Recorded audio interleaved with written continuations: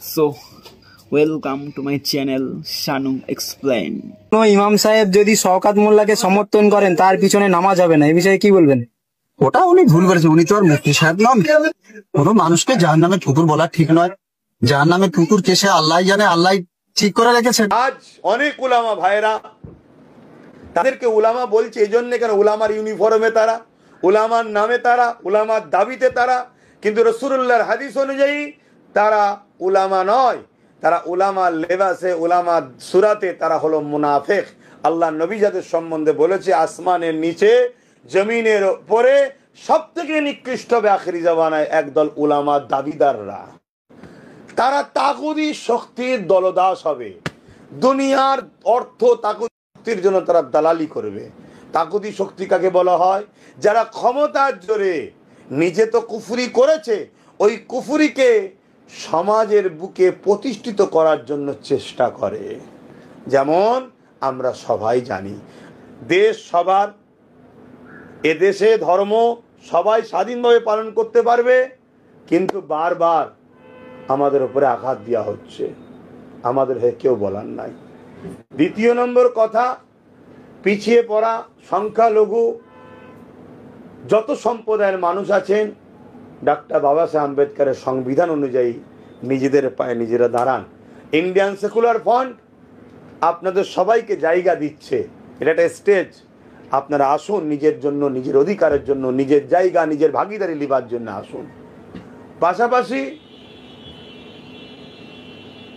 আজকের যে মহল পুরো ভারতবর্ষ জুড়ে, কেন্দ্রের ফ্যাসিস্ট সরকার যেভাবে দেশকে বেকারত্ব বাড়িয়ে চলেছে, শিক্ষাকে ধ্বংস করছে, 25,000-এর উপর স্কুল বন্ধ করেছে কম বেশি, ওয়াকাবের 75,000 বিঘে জায়গা লুট করছে রাজ্য সরকার, তারপরে চাকরিজীবীদের উপরে যে অত্যাচার জুলুম হচ্ছে, যে ঘোটালা হচ্ছে, একজন ইমানদার মুসলমান হিসাবে আমার ধর্মের শিক্ষা বলছে, জুলুমকে যে সাথ দেয়, জুলুম করছে জেনে ও জালিমকে যে সাথ দেয়, আল্লাহ রসুল বলছে সে ইসলামের মধ্যে থাকে না।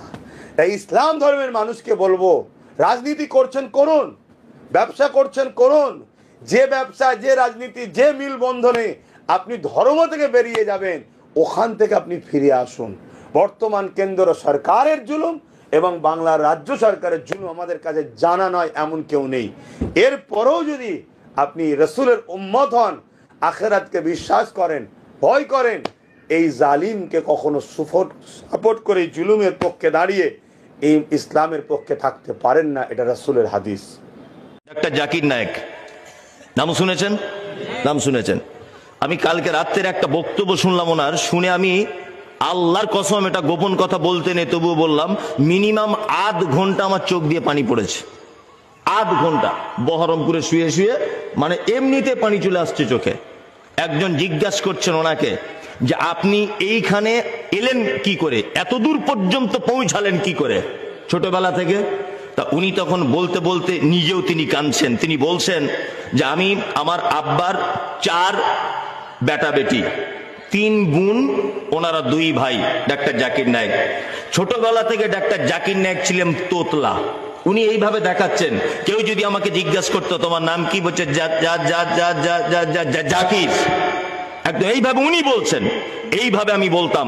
আমি যখন কলেজে যেতাম পড়াশুনো করতে, মুম্বাইয়ের কোন একটা কলেজে, তা ক্লাসের আমার যারা মেয়ে স্টুডেন্ট বা ছেলে স্টুডেন্ট যারা, তারা আমাকে দেখে হাসতো, উপহাস করত, আমাকে দেখে ঠাট্টা বিদ্রুপ করত। যদিও আমার মেয়েদের সঙ্গে আলাপ ছিল না, ওদের সঙ্গে আমি কথা বলতাম না আল্লাহকে ভয় করার কারণে। ছেলে বন্ধুদের সঙ্গে যখন কথা বলতাম তখন আমার গাল এরকম ভাবে ধরে জামা টেনে বলতো, জাকি তুই তোতলাই থেকে যাবি, তোর জন্য, তোর পক্ষে আর কিছু সম্ভব হবে না। উনি আস্তে আস্তে আস্তে আস্তে ইসলামিক ব্যাপারে চলে এলেন। আহমদ দিদার, ওনার আব্বার একজন বন্ধু ছিলেন আহমদ দিদার, উনি ইসলামিক স্কলার ছিলেন। উনি আফ্রিকাতে গেলেন একদিন আহমদ দিদারের সঙ্গে দেখা করতে। আহমদ দিদার ওনাকে 30টা ভিডিওর ক্যাসেট দিলেন। 30টা ভিডিওর ক্যাসেট ডাক্তার জাকির নায়েক বলছেন আমি বাড়ি নিয়ে চলে এলাম। এই 30টা ভিডিওর ক্যাসেট টোটালটাই আমি মুখস্থ করে নিলাম।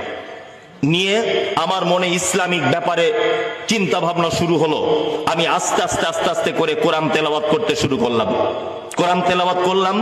আল্লাহর কসম ডক্টর জাকির নায়েক বলছেন যে আমি মানুষের সঙ্গে যখন কথা বলি তখন আমি তোতলা হয়ে যাই, কিন্তু আমি নিজের চোখে এটা দেখেছি, এটা আমার অভিজ্ঞতা। আমি যখন আল্লাহর কালাম তেলাওয়াত করেছি আমার জবানে একটাও তোতলা ভাব আসতো না, একটাও। ওনার বক্তব্য এটা, না নিজের কানের বক্তব্য শোনা আমার।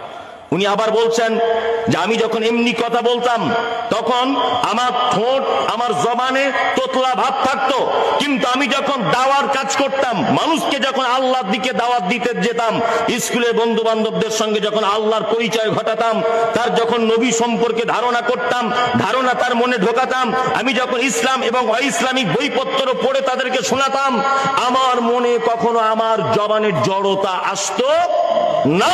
কিন্তু আমি দুনিয়াবি কোনো কথাবার্তা যখনই বলতে গেছি, এটা আমার জীবনের এক আশ্চর্য পয়েন্ট, সেটা হচ্ছে আমার মনে আমার জবানে জড়তা আসতো, কিন্তু আমি যখন দিনের কথা বলতাম, কোরআন যখন তেলাওয়াত করতাম, আমার মনে জড়তা, আমার ঠোঁটে জড়তা আসতো না।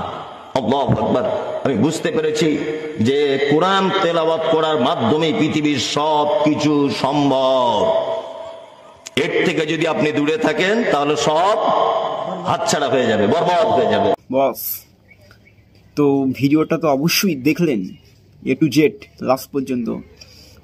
তো প্রশ্ন হচ্ছে যে বিভিন্ন প্রকার মতবাদ বা স্টেটমেন্ট বা বক্তব্য, লেকচার আপনারা তো সবাই শুনলেন, দেখলেন, এবং আপনাদের একটা পার্সোনাল এক্সপিরিয়েন্স এবং পার্সোনাল কনফিডেন্স ও আত্মবিশ্বাস ও মনের চিন্তা ভাবনা সব কিছু দিয়েই কিন্তু যে কোনো ইনফরমেশন ও তথ্যকে বিশ্লেষণ বা ব্যাখ্যা করবেন, এবং আপনাদের সবথেকে যে এক্সাইটেড বিষয়, আপনাদের সবথেকে যে মূল্যবান মতবাদ, সেই মতবাদ কিন্তু বস ভিডিওর কমেন্ট বক্সে দিয়ে যান।